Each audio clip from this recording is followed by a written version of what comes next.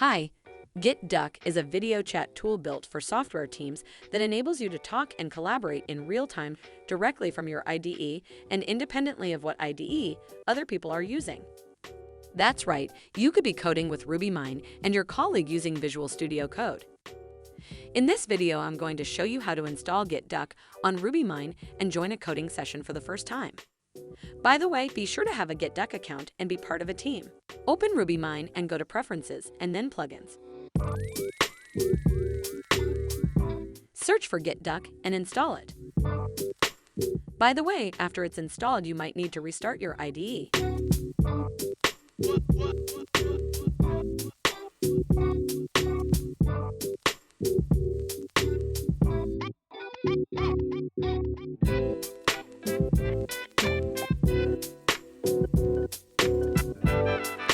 Now you should be able to see here at the bottom right of your IDEs the option to log in on GitDuck. Click there so you can link your IDEs with your GitDuck account. Great! Now everything is connected and you are ready to join a coding session. On GitDuck, join a call by going to your team URL. Once you are on a GitDuck call, you will see here at the bottom right of your IDE that GitDuck identified that you are on a call and you can start sharing your code. Let's click that button.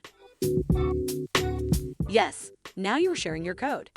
Any file that you open will be automatically shared with anyone that joins your call, and they will be able to edit your shared files in real time.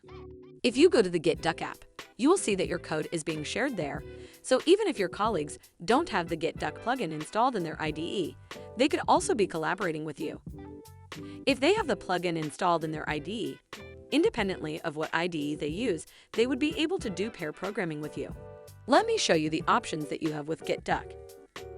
At the top, you can see the files that are opened by the people on the session. Below, you can see the shared file system. With GitDuck, you can share a specific file, multiple folders, or the entire project. After that, you can see who is on the coding session with you. The last section contains the buttons to share a folder, the project, or to stop sharing. You can also exit the coding session by leaving the call or clicking on the GitDuck button at the bottom right of your IDE. Another option that you have is to be able to follow a developer.